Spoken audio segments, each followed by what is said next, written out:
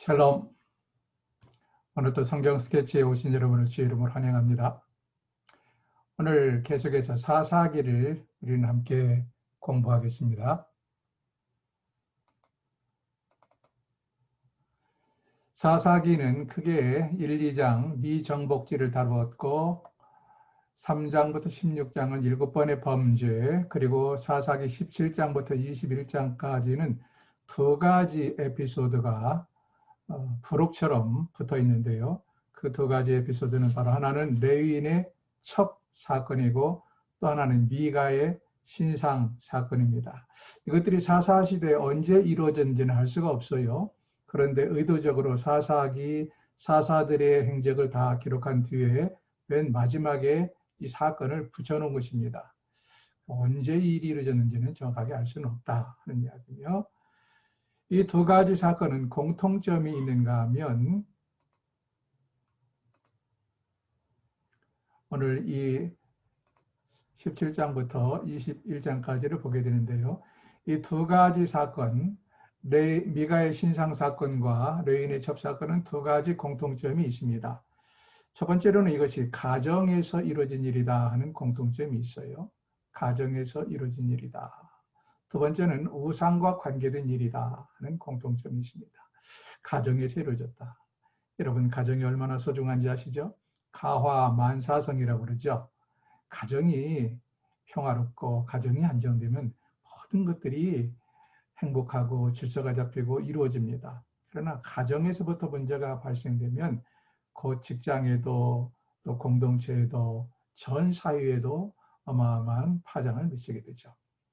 또 하나는 우상 숭배와 관련되어서 이루어진 일이다라는 말씀을 드렸죠.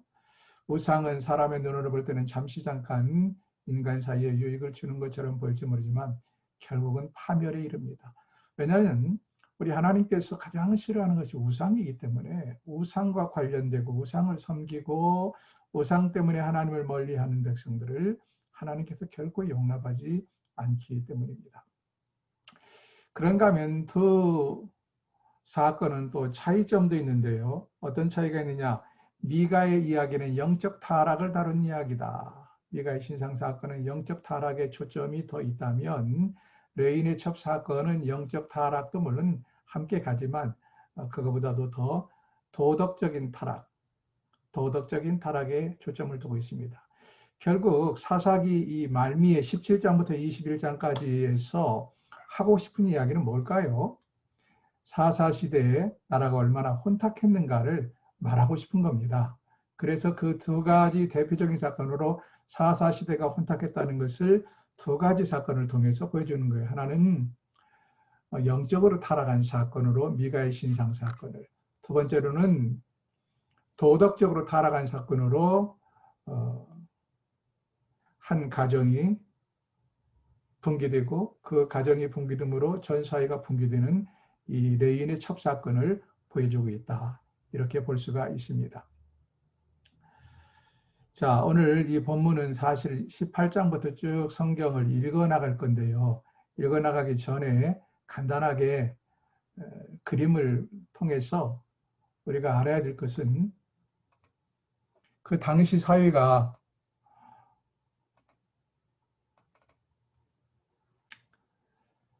자, 이 그림을 보시면 여러분 여기 지금 당시에 분배받은 땅의 모양을 그려놓은 것이죠. 분배받은 땅의 모양인데 이것만 잠깐 설명하겠습니다. 유다 지파, 요단강을 기점으로 요단 동편에 루벤 지파, 갓 지파, 므낫세 반 지파가 먼저 땅을 할당받았죠. 그리고 이들이 앞장서서 요단강을 건너와서 이 요단 서편 땅을 차지하는데 앞장서서 싸웠고요.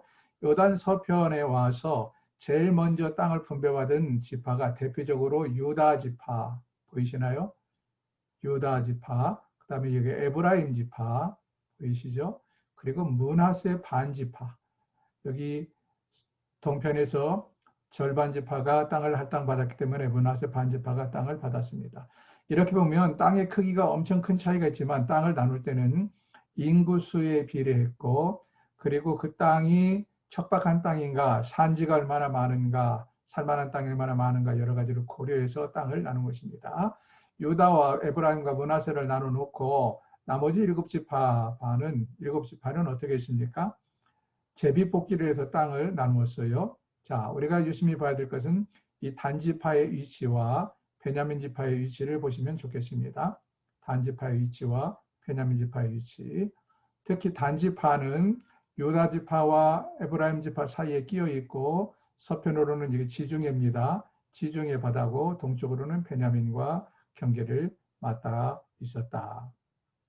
그런데 오늘 먼저 다룰 사건은 미가 집의 제사장 사건을 다루게 됩니다. 자, 이 지도를 잠깐 꺼놓겠습니다. 꺼놔도 여러분 이해할 수 있으리라 생각을 하고요. 성경을 펼치셔서 함께 읽어가며 보겠습니다. 사사기 17장을 펼치십시오. 오늘은 성경을 많이 읽게 될 것입니다. 사사기 17장, 18장, 19장, 20장, 21장에서 매우 중요한 이야기가 3번 반복되는데요. 그 이야기는 뭐냐? 그때는 이스라엘의 왕이 없었으므로 사람들이 각각 자기 소견에 옳은대로 행하였다 하는 말씀이 3번이나 반복돼요. 자, 17장 6절 보세요. 6절, 그때는 이스라엘의 왕이 없었으므로 사람마다 자기 소견에 옳은대로 행하였다. 보셨나요?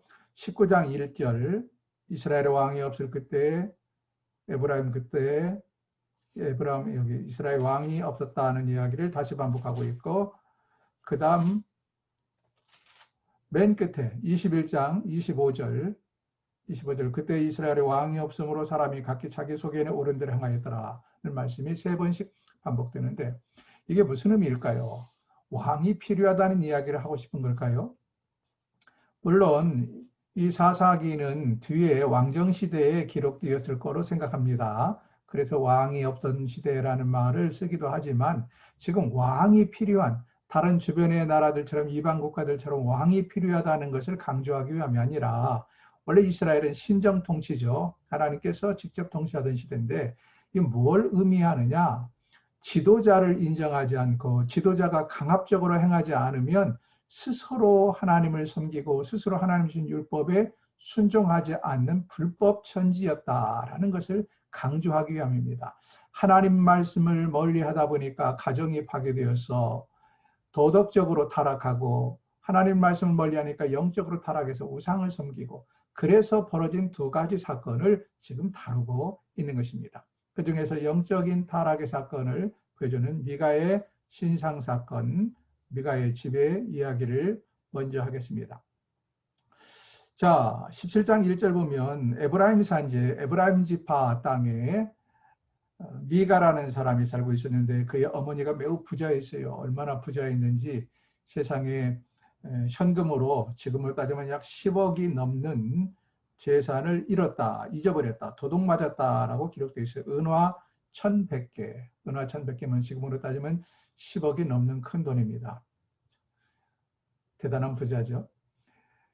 그 돈을 잃어버리고 어머니가 얼마나 속이 상했겠어요? 날마다 도둑놈을 저주하는 거예요. 이 저주의 소리를 듣고 도둑질을 해간 그 아들 미가가 마음의 양심에 걸렸습니다. 저주를 받을까 봐서. 그래서 어머니에게 어머니 도둑질에 갔다는 이야기는 하지 않고 어머니 여기에 어머니 돈이 있네요 하고 어머니에게 돌려드립니다. 이때 미가는 몇 살이나 됐을까요? 어린애가 아닙니다. 미가가 나중에 제사장을 세우는데 자기 아들 중에 제사장을 세웠다는 걸 통해서 미가 역시 성인이 된 아들을 두고 있었습니다. 그러니까 여기 나오는 어머니는 연세가 꽤 지긋한 어머니였고 부자였다. 아무튼 미가는 그의 어머니가 저주하는 것이 너무 무서워서 그 어머니에게 돈을 갖다 다시 슬그머니 드렸습니다. 그러자 문제는 어머니가 어떻게 합니까? 어머니가 잃었던 것을 찾은 기쁨 때문에 이 1100개 중에서 200개를 덜어서 하나님을 섬기는 우상을, 하나님을 섬긴다는 빌미로 우상을 만들어요. 참 희한한 사람들이죠. 하나님은 분명히 십계명에서 나를 내 형상을 만들지 말라고 그렇게 누누이 강조했는데도 이스라엘 백성들이 다른 우상을 섬긴 게 아니라 하나님을 보이는 우상으로 만들었다는 거예요. 그런데 자그마치 얼마나 들였냐? 약 2천만 원이 넘는 돈을 들여서 신상을 만들었다 하는 것입니다. 3절을 보실까요? 3절 보시면 미가가 은 1,100을 그의 어머니에게 도로 주매 그의 어머니가 이르되 내가 내 아들을 위하여 한 신상을 새기며 한 신상을 부어 만들기 위해 내 손에서 이 은을 여호와께 거룩히 드리노라. 그러므로 내가 이제 이 은을 내게 도로 주리라. 미가가 그 은을 그의 어머니에게서 도로 주었으므로 어머니가 그 은 200을 가져다가 은장색에게 주어 새긴 신상을 만들었다. 당시 종교가 얼마나 부패하고 타락했는가. 하나님이 다른 신을 섬긴 건 아닙니다. 근데 하나님을 보이는 신, 예를 들어서 모세가 시내산에 하나님을 만나고 있을 때 이스라엘 백성들이 모세는 죽었나 보다 우리를 인도할 신을 만들어 다오 해서 아론이 금으로 황소를 만들었던 것과 똑같은 것입니다. 그래서 하나님께서 진노하셨죠. 근데 미가는 여기서 한술 더 뜹니다. 미가는 자기 어머니가 신상을 만들자, 은으로 신상을 만들어 오자 그럴듯하게 종교적인 폼을 갖추어요. 그래서 어떻게 합니까? 이를 위해서 종교적인 흉내를 위해서 에봇을 만들고요. 에봇은 제사장이 겉에 있는 마지막 옷이죠. 제사장의 상징입니다. 에봇을 만들고 심지어는 자기 아들 중에 하나를 제사장을 세워요. 제사장을 세우고 그리고 또 여기다가 더 붙여서 드라빔까지 만들었다. 그렇게 말합니다. 5절 보세요. 그 사람 미가에게 신당이 있으므로 그가 에봇과 드라빔을 만들고 한 아들을 세워 그의 제사장으로 삼았다. 이렇게 말을 합니다. 그리고 훗날은 좀 더 그럴듯하게 하기 위해서 어떻게 합니까? 이왕이면 제사장은 레위인이면 좋지. 왜냐하면 레위 지파에서 제사장이 나왔잖아요. 그래서 뜨내기 떠돌뱅이 레위인 청년 하나를 붙잡아서 자기 집에 월급을 주고 연봉을 주고 자기 집에 제사장으로 세우는 그럴듯한 일을 합니다. 여기 나오는 레위인은 어떤 사람이냐? 레위인은 사실 우리가 아는 것처럼 전국에 분산되어서 종교적인 일, 하나님과 관련된 일을 하던 사람들이죠. 근데 여기 나오는 레위인은 유다 베들레헴에 배속된 레위인입니다. 그런데 이 유다 베들레헴에 살아야 될 레위인이 베들레헴을 떠나서 지금 에브라임 지파 땅에 와서 머물고 있는 거예요. 왜 그랬을까? 그만큼 이스라엘 전역이 레위인들이 자기 역할을 감당하지 못하고 또 레위인들도 할 일도 없었을 뿐만 아니라 레위인들조차 소명의식이 철저하지 못했다. 배가 고프니까 일거리가 없고 주는 것 없으니까 떠돌뱅이가 되어서 에브라임 지파 땅까지 굴러 들어왔는데 그곳에서 미가가 너 우리 집에 오면 1년에 은 10개씩 줄게 일해라 제사장으로 일해라니까 얼씨구 좋다 하고 그 타락한 신상을 만들어놓은 이 미가의 집에서 에봇을 입고 제사장 노릇을 했다 하는 것입니다. 그만큼 당시 사회가 타락했다 하는 것을 우리는 보게 됩니다. 여러분, 종교의 흉내만 낸다고 종교가 아닙니다. 기독교도 마찬가지입니다. 정말 바르게 예수를 믿어야지. 지금 보세요. 미가의 어머니나 이렇게 신상을 만들고 제사장을 채용하고 에봇을 만들고 한 것들이 다 무엇 때문이죠? 복받기 위해서거든요. 복받기 위해서. 자기가 복받겠다고 그럼 복받는 건 좋아요. 그러면 하나님이 시킨 대로 말씀대로 순종하고 복을 받아야 되는데 자기 방법대로 행하면서 자기 방법대로 해서 복을 받겠다고 종교적인 열심을 내는 이 모습을 보면서 오늘날 우리 그리스도인들의 신앙생활은 어떤가? 하나님께서 원하는 하나님 중심의 신앙생활인가? 아니면 내가 편한 대로 복을 받기를 원하지만 내가 편한 대로 하는 내 방법대로 내 방식대로 하는 신앙생활인가를 깊이 보아야 합니다. 자, 그 다음에 이제 18장에 나가면 미가와 단지파에 관련된 이야기가 나오는데 단지파가 우상을 숭배하게 된다 하는 이야기가 나와요. 여러분 이것은 무엇을 말하느냐? 지금 17장에서는 한 가정이 타락한 모습을 보았어요. 한 가정이 하나님을 순수하게 섬기지 못하고 자기들의 목적을 위하여 신상을 만들어 놓고 거짓 제사장을 청빙해서 종교적인 모습을 갖춘 것을 보았습니다. 근데 이게 한 가정의 타락이 이제는 한 지파로 넘어가는 것이 18장이 나와요. 바로 단지파에게로 이 타락이 점점 확산되어 나갑니다. 그래서 이것이 나중에는 어디까지 나가요? 한 지파를 넘어서 전 이스라엘 백성들에게 이 타락이 확산되어 나가는 것을 보여주게 되죠. 자, 단지파는 어떤 지파인가? 우리가 아는 것처럼 이스라엘의 12지파 중에 하나인데요. 이 단지파는 맨 마지막으로 여호수아에게 땅을 분배받았습니다. 아까 본 것처럼 에브라임 지파, 위는 에브라임 지파, 밑에는 유다 지파, 그 사이에서 땅을 분배받았는데 문제는 이들이 할당받은 땅의 원주민을 쫓아내지 못했다는 거예요. 그 땅에 아말렉 족속들이 아주 강하게 있었고요. 또 일부 베냐민 블레셋 족속들이 있었습니다. 그런데 이 아말렉 족속을 쫓아내지 못했다라고 1장 34절에 분명하게 기록이 되어 있어요. 분명히 하나님께서는 여호수아를 통하여 말씀하시기를 그 땅을 분배하고 그 땅을 다 쫓아내고 진멸하고 차지하라고 명령했음에도 불구하고 아말렉 족속이 블레셋 족속이 워낙 강하다는 핑계를 대고 그들은 쫓아내지 못했다. 실제로 단지파가 할당받은 땅은 다른 지파에 비해서 그리 크지 않아요.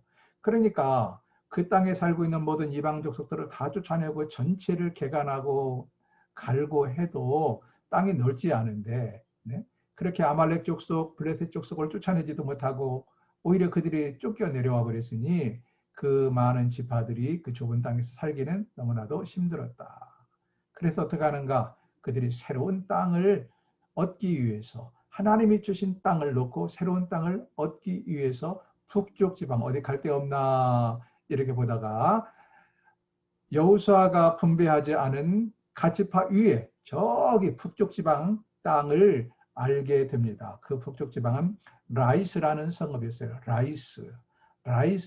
그러니까 단지파가 그 땅을 정탐하러 갈 때까지 원래 이름은 라이스였다. 그 땅을 가서 정탐을 하고 돌아오게 된다 하는 이야기가 이제 18장에 나오는데요. 이 라이스는 어디 무엇이냐? 창세기에 보면 여러분 누가 나옵니까? 니므롯이 나오죠. 함의 후손으로 니므롯은 처음 영걸이라. 니므롯이 누구예요? 함의 후손일 뿐만 아니라 시날 평지에 바벨탑을 만들고 몇 개의 도시를 만들었습니다. 바벨이라는 도시, 그리고 몇 개의 도시를 만드는데 맨 서쪽에 만든 도시 이름이 레센이라는 도시가 있어요. 레센.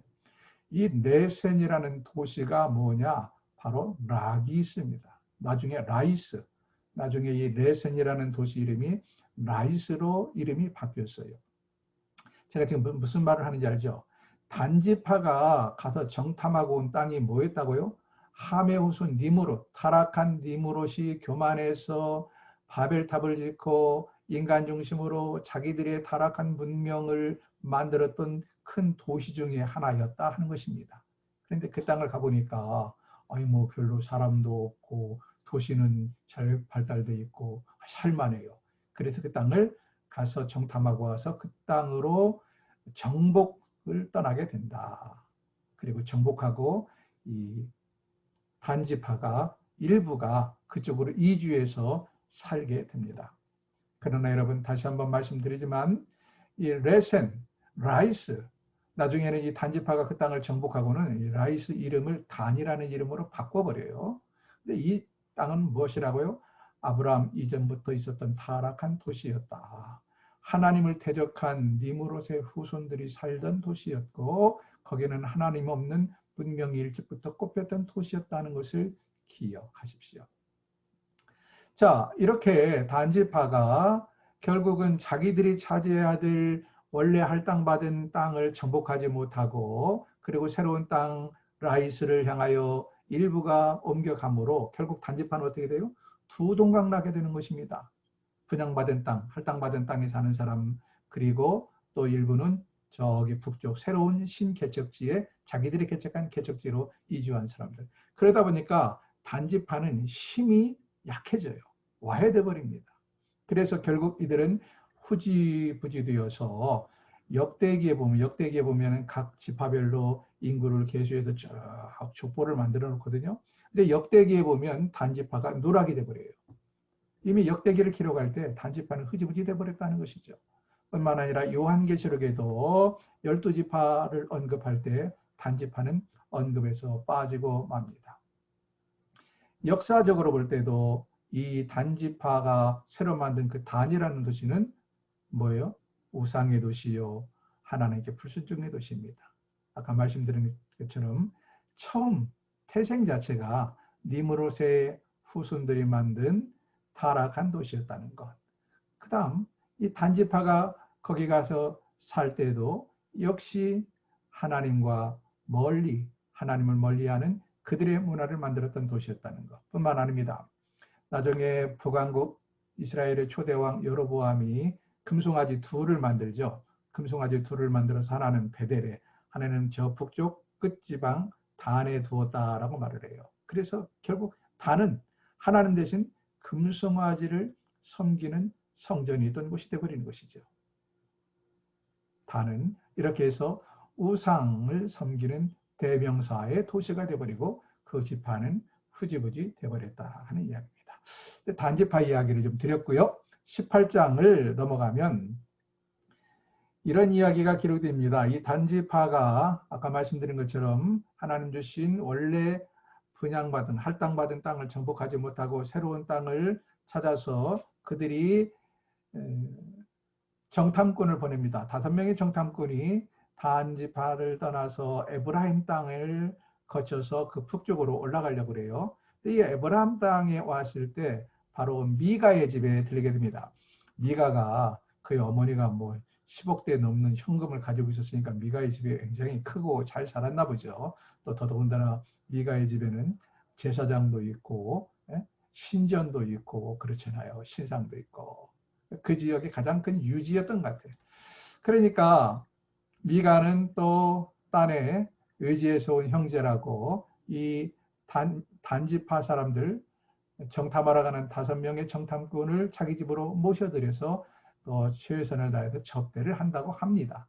이 접대를 하는 과정에서 누구를 만나게 됩니까? 단지파 사람들이 미가의 집에 있는 레인 제사장을 만나게 돼요. 그러니까 단지파 사람들이 이 레인 제사장에게 묻게 되는 것이죠. 이만저만해서 우리가 저기 위에 신개척지를 찾으러 가는데 우리가 그 땅을 지금 보러 가는 길이 어떠냐 좀 우리에게 가르쳐다오. 그 땅이 어떤 땅인지를 가르쳐다오. 그러자 뭐라고 말합니까? 제사장이 뭐 예견하는 눈이 있겠지요. 제사장이 좋습니다. 우리말로 말하면 점괘가 좋습니다. 그 땅 아주 살기 좋고 그 땅 차지하십시오 라고 말을 합니다. 그래서 그들이 그 땅을 가서 보고 와서 단지파 다시 돌아와서 단지파 대표들에게 보고를 합니다. 7절을 보실까요? 7절 보면 이에 5사람이 떠나서 그러니까 미가의 집을 출발해서 이야기합니다. 미가의 집을 떠나서 라이스에 이르러 라이스가 아까 제가 말씀드린 그 나중에 단으로 이름이 바뀌는 옛날 지역 이름 뭐라고 했어요? 레센이라고 그랬죠. 레센. 거기에 이르러 백성을 본즉 염려 없이 18장 17절입니다. 18장 7절. 염려 없이 거주하며 시돈 사람들이 사는 것처럼 평온하며 안전하니 그 땅에는 부족한 것이 없으며 불을 누리며 시돈 사람들과 거리가 멀고 어떤 사람과도 상정하지 아니하더라. 그래서 그들이 와서 보고를 하고요. 이 보고를 들은 단지파 원로회의에서 결정합니다. 아니 그렇게 좋은 땅이 있단 말이냐. 우리 그러면 그 땅을 가서 치자. 정복하고 우리가 지금 이 땅이 좁은데 일부는 그 땅으로 이주해 가자 해서 600명의 장정들이 그 땅을 정복하러 떠납니다. 11절 말씀을 보실까요? 11절 단지파의 가족 중 600명이 무기를 지니고 소라와 에스드로에서 출발하여 그 땅으로 가는 길에 다시 어디를 드릴까요? 옛날에 에브라임 지파 5명의 정탐꾼이 잠시 신세를 졌던 미가의 집에 다시 오게 됩니다. 미가의 집에.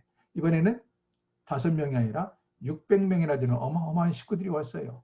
미가의 집은 참 대단해요. 이 600명을 다시 또 나그네 대접하는 것이죠. 근데 문제는 이 600명들이 와서 딱 보니까 자기들 숫자도 엄청나게 많잖아요. 아니 뭐 이 대접받은 것도 황송하게 생각하고 감사해야 되는데 사람들이 말이죠. 배가 부르면 딴 꿍꿍이 속생을 하게 되는 거예요. 가만히 보니까 뭐 이 집에 뭐 금신상도 있고 아이 뭐 또 에봇도 있고 또 뭐 제사장도 있고 너무 그럴듯해. 야, 이것들 탐나네. 욕심을 부린 겁니다. 자기들이 힘이 있다는 거예요. 600명이나 되니까. 그래서 어떻게 합니까? 그렇게 은혜를 뭘로 갚는다고 미가의 집에서 미가 몰래 그 신상을 훔쳐가지고 오고 에봇도 훔쳐가지고 나옵니다. 뿐만 아니에요. 그 집에 고용되어 있던 이 제사장을 꼬셔듭니다.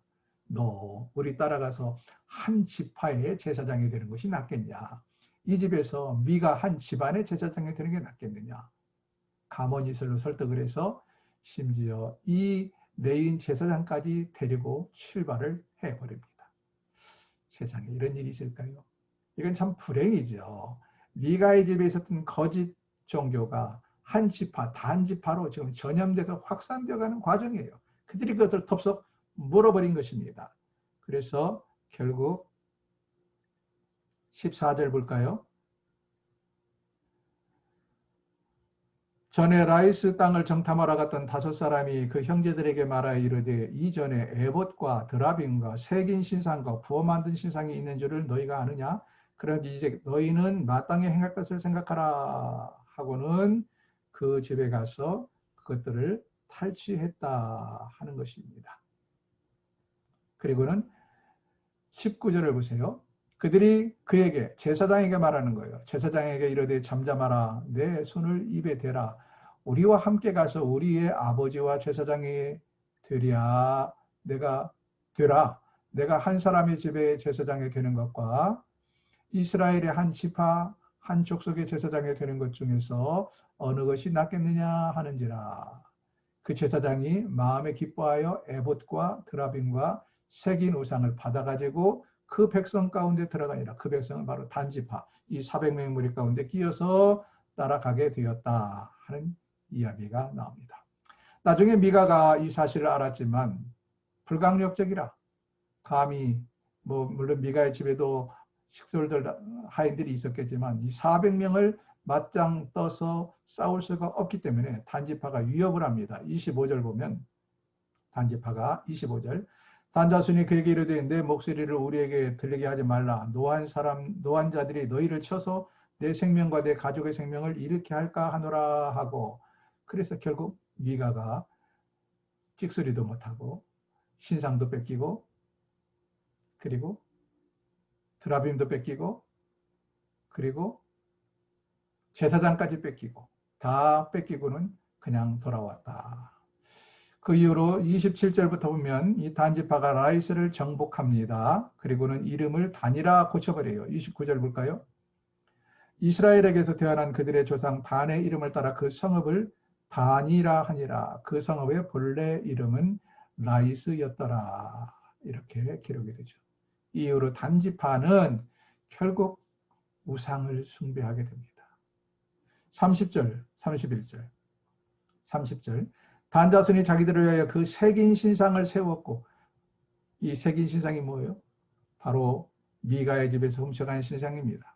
색인 신상을 세웠고 그리고는 모세의 손자요 게르솜의 아들인 요나단과 그의 자손은 단지파의 제사장이 되어서 그 땅 백성이 사로잡히는 날까지 이르렀다. 이게 무슨 얘기냐면 이제는 제사장 중에 레인 제사장보다 더 그럴듯한 사람을 하나 세웠어요. 그게 누구냐? 모세의 후손이란 말이에요. 모세의 후손. 원래 제사장은 누구의 후손이죠? 아론의 후손이죠. 모세의 후손이 아니에요.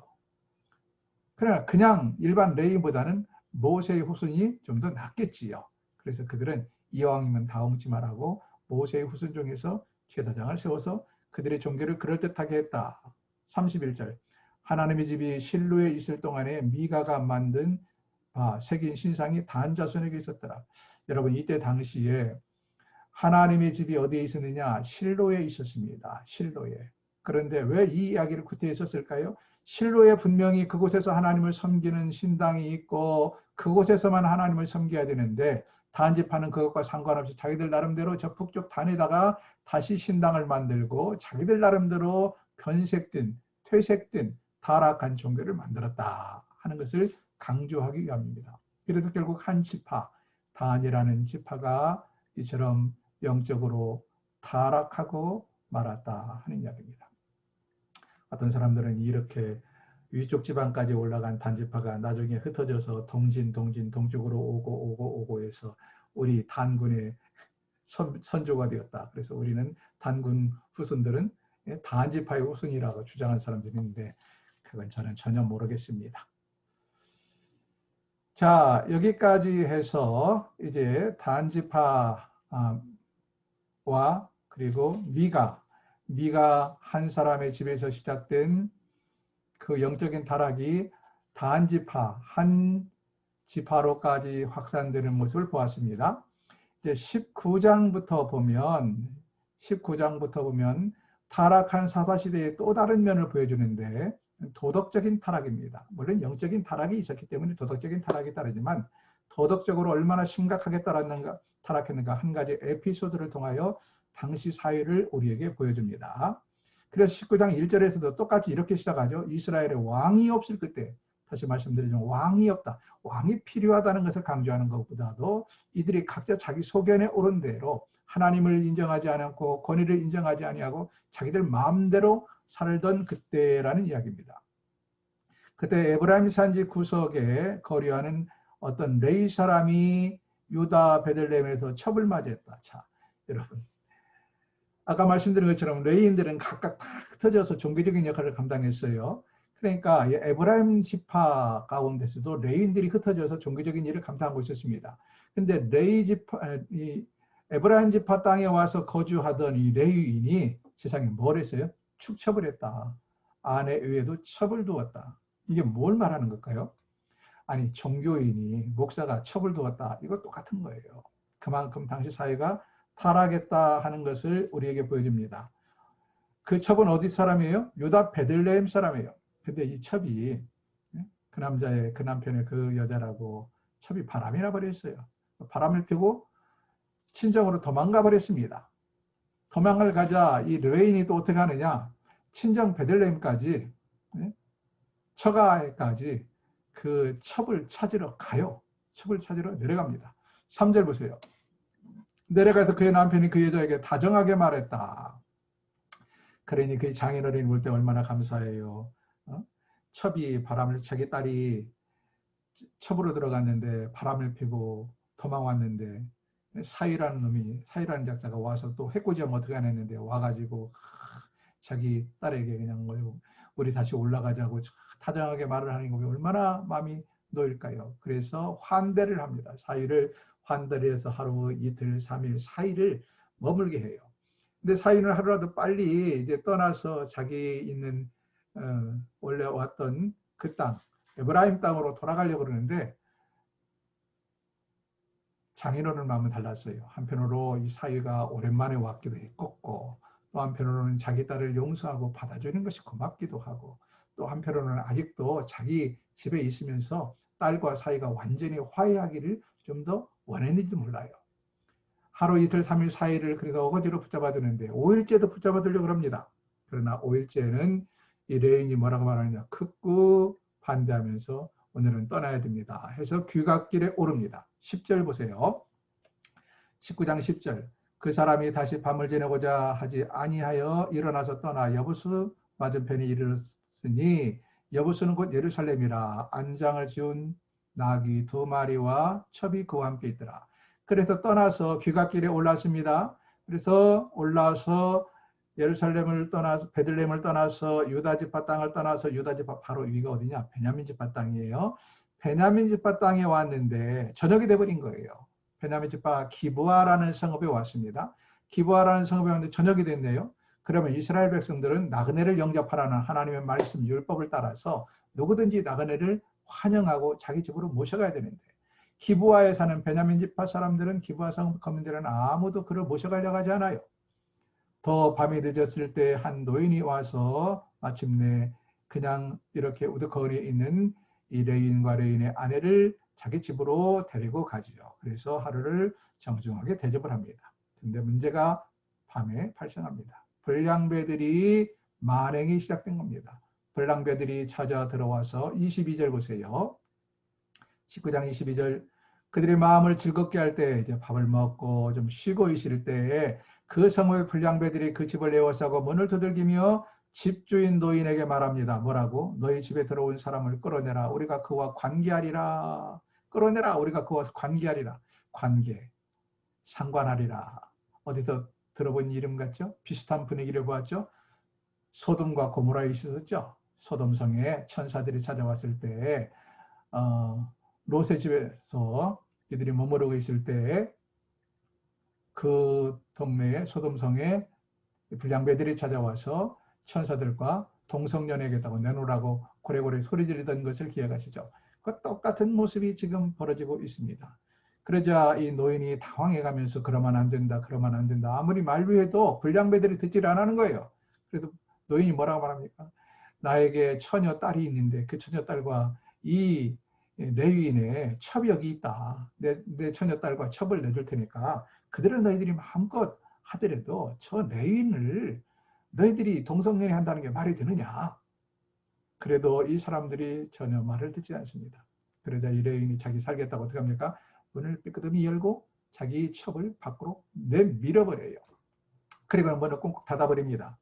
이 불량배들이 어떻게 할 수 없어서 결국은 밤새 그 레위인이 되진 첩을 집단 윤관을 합니다. 집단 윤관을. 이 첩이 얼마나 그 밤새 집단 윤관에 시달리고 고통을 당했는지 새벽녘에 보니까 그 집 문턱에 쓰러져 죽어 있는 거예요. 죽어 있었다. 참으로 슬픈 일이죠. 그래서 레위인이 28절을 보세요. 28절. 아침에 문을 열어보니까 자기의 첩이 그 문간에 밤새 고통을 당하고 윤관을 당하고 쓰러져 죽어 있는 모습을 보고 어떻게 합니까? 28절. 27절부터 보겠습니다. 27절. 그의 주인이 일찍 일어나 침문을 열고 떠나고자 하더니 그 여인이 침문에 엎드러져 있고 그의 두 손이 문지방에 있는 것을 보고 28절. 그에게 이르되 일어나라. 우리가 떠나가자. 하나 아무 대답이 없는지라 이에 그의 시체를 나귀에 싣고 행하여 자기 곳에 돌아가서 자기 집으로 돌아왔습니다. 에브라임 땅 자기 집으로 돌아왔어요. 그리고는 그냥 장사를 지내면 되지. 그게 아니라 어떡합니까? 놀라운 일을 합니다. 29절. 그 집에 이르러서는 칼을 가지고 자기 첩의 시체를 거두어 그 마디를 찍어 12덩이를 나누고 그것을 이스라엘에 각각 12지파에 보냈다. 세상에. 얼마나 분하고 억울했는가. 마음이야 그랬겠지만 그런다고 이미 죽은 사람을 시신을 12토막을 내서 그 각 지파에게 우편으로 보낸 거예요. 요즘 말로 말하면. 복수를 해달라는 것이죠. 이 레인이 누굽니까? 레인입니다. 종교인이에요. 아니 그리고 자기 살겠다고 자기 첩을 밤에 내던진 사람이 어떻게 이렇게 복수를 하겠다고 자기 첩에 죽은 시신이지만 몸을 12동강을 내서 보낼 수가 있느냐. 문제는 이 시신을 받은 12지파입니다. 난리가 난 것이죠. 난리가. 그렇게 해서 20장과 21장에는 동족상잔의 비극의 이야기가 펼쳐집니다. 20장 동족상잔의 비극. 자, 11지파가 선물을 받아서 펼쳐보니까 이게 뭐예요? 사람 살덩이에요. 사람 몸뚱이에요. 그래서 11지파의 원로들이 한자리에 모입니다. 모여서 도대체 이게 무슨 일이냐? 어떻게 해서 우리 하나님을 믿는 백성들이 사람을 이렇게 토막내서 보낼 수가 있느냐? 도대체 일이 웬일이냐? 사건의 진상을 파악합니다. 3절. 레인을 불러서 물어요. 도대체 왜 이런 일을 행했느냐? 어떻게 된 일이냐? 그러자 레인이 자초지종을 설명을 했겠지요. 이 자초지종의 설명을 들은 사람들이 그 총회를 모인 11개의 지파의 사람들이 다 어떻게 합니까? 기브아 사람들을 징벌하기로 결의를 합니다. 세상에 우리 여호와의 백성들 안에 아무리 타락의 끼소니 이럴 수가 있느냐 하고 기브아 거민들, 베냐민 지파에 사는 기브아 성읍의 사람들을 징벌하기로 결의를 합니다. 8절, 20장 8절. 모든 백성이 일제에 일어나 이르되 우리가 한 사람도 자기 장막으로 돌아가지 말며 한 사람도 자기 집으로 돌아가지 말고 우리가 이제 기브아 사람들에게 이렇게 행하리니 라고 하면서 결의를 합니다. 그리고는 베냐민 지파 대표에게 통보를 해요.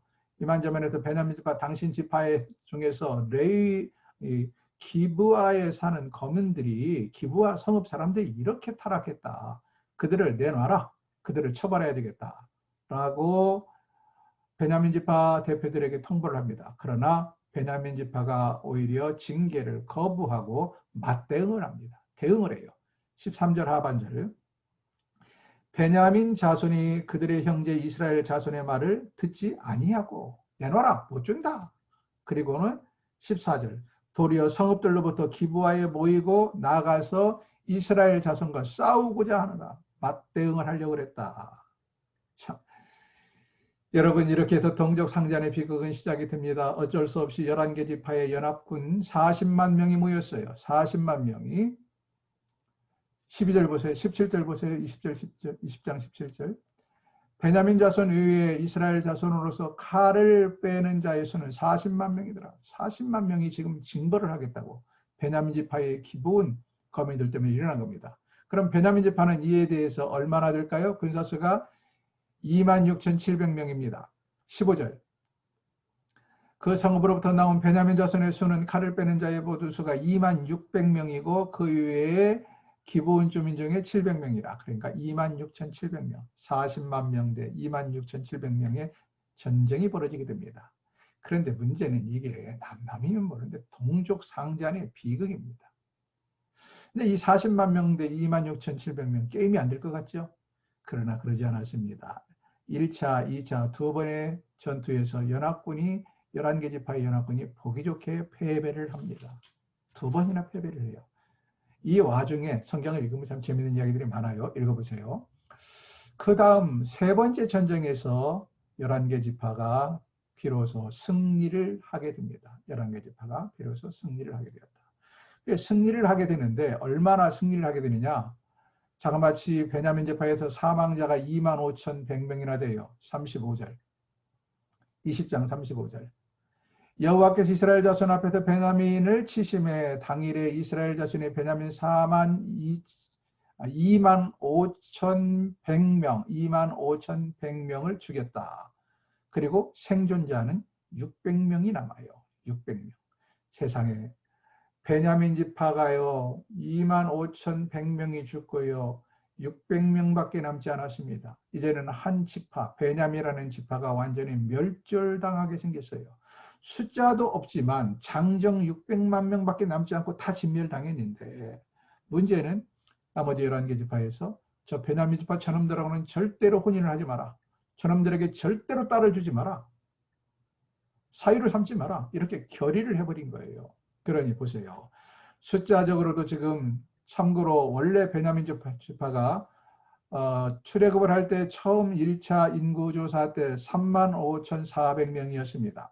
그리고 두 번째로 가나안 땅에 들어오기 전에 요단강 건너편에서 다시 2차 인구 개수를 했을 때는 45,600명이나 되었습니다.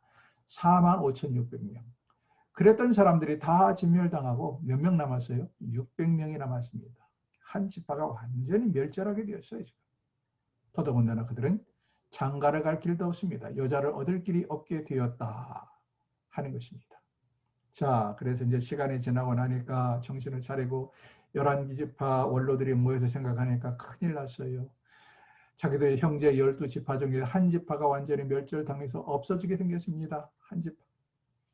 더더군다나 문제는 나머지 600명이 장가를 갈 길이 없다 하는 것입니다. 그래서 이들이 땅을 치고 애통해합니다. 어찌해야 하노 어찌해야 하노. 그 베냐민 지파의 회복을 위해서 대책을 강구하는데 달리 대책이 없는 거예요. 왜? 이전 총회에서 이미 결의를 해놨어요. 숫자도 600명밖에 남지 않았지만 그들과 절대로 사이를 삼지 않겠다. 딸 자식을 주지 않겠다. 그래서 어떻게 대책을 세우느냐. 궁예대책으로 두 가지 대책을 세웁니다. 40만 명의 장정이 나가 싸울 때 다 참전했는가? 따져보니까 그 중에서 누가 참전을 안 한 사람들이 있었어요. 바로서 야베스 길라 사람들 중에서 한 명도 참석을 안 했더라. 야베스 길라 사람들. 야베스 8절을 보세요. 21장 8절. 21장 8절. 또 이르되 이스라엘 지파 중 미스바에 올라와서 여호와께 이르지 아니한 자가 누구냐 하고 본즉 야베스 길르앗에서는 한 사람도 진영에 이르러 총회에 참여하지 아니하였다. 야베스 길르앗 사람들은 이들은 이 전투에 참여하지 않았다는 것입니다. 야베스 길르앗 사람들은 베냐민 지파와 아마 상호 친밀한 관계에 있었던 것 같아요. 그래서 우리도 그런 게 있잖아요. 친한 사람 관계에 어떻게 내가 그 사람과 싸울 수 있느냐. 그래서 기권을 하듯이 참가를 하지 않았습니다. 뿐만 아니라 혈연적인 이유, 지역적인 이유도 가까이 있었지만 혈연적인 이유도 아마 이 므낫세 지파의 후손으로 지금 야베스 길르앗 사람들은 므낫세 지파거든요. 이 베냐민 지파와는 상당히 가깝게 지냈습니다. 왜냐하면 할머니가 하나예요. 베냐민 지파와 므낫세 지파는 한 배에서 타고난 사람들입니다. 그러니까 이 혈연적인 관계가 있고요. 혈연적인 특수성이 있고 또 하나는 지역적으로 베냐민 지파와 길르앗 야베스 사람들이 가까이 있어요.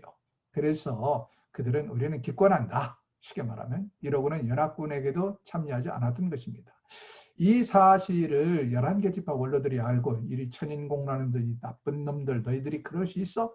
좋다. 그렇다면 길앗 야베스 사람들을 다 쳐 죽여라 하고 쳐 죽이고 나서 보니까 400명의 처녀들만 남았어요. 다 쳐 죽이고 길앗 야베스. 전쟁에 참여하지 않았다는 것 때문에 쳐 죽였어요. 그리고는 살아남은 처녀 400명을 저 베냐민 지파 사람들에게 주어라. 베냐민 지파 600명의 장정 중에 400명이 그렇게 해서 장가를 가게 된 것입니다. 나머지는 200명이 남았나요? 200명. 200명은 장가도 가지 못하고 어떡하나? 그래서 다시 생각한 것이 무엇이냐? 이들이 모여서 의논하기를 실로, 성막이 실로에 있었다고 그랬죠? 법궤가 실로에 있었어요. 법궤도. 실로에서 해마다 이 절기가 되면 모여서 처녀들이 춤추고 기뻐하며 놀았습니다. 그래서 궁여저책으로 생각한 것이 뭐냐? 여호와의 절기, 아마 장막절일 것 같아요. 모든 추수가 끝나고 이들이 장막절을 모여서 춤추며 기뻐할 때 실로에서 모여서 저녁에 처녀들이 나와서 춤추고 기뻐할 때 베냐민 지파에게 말했습니다. 200명을 너희들이 보쌈해 가라. 200명을 보쌈해 가라. 21절 보겠습니다. 21장 21절.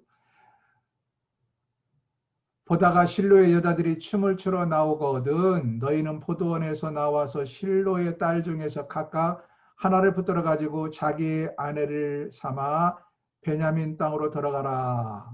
200명을 그래서 보쌈을 해가라. 아니 그러면 보쌈해 가면 나중에 책임 누가 집니까? 그러자 원로들이 그 책임은 우리가 감당하마. 그 책임은 우리가 감당하며. 22절을 보세요. 22절 하반절. 22절 만일 그의 아버지나 형제가 그 여인들 실로의 처녀들의 아버지나 형제가 와서 우리에게 시비하면 우리가 그들에게 말하여서 청하건대 너희는 우리에게 은혜를 베풀어 그들을 우리에게 줄지니라. 너희들의 딸들을 우리에게 줄지니라. 이는 우리가 전쟁할 때에 각 사람을 위하여 그의 아내를 얻어주지 못하였고 맹세를 했다 이거죠.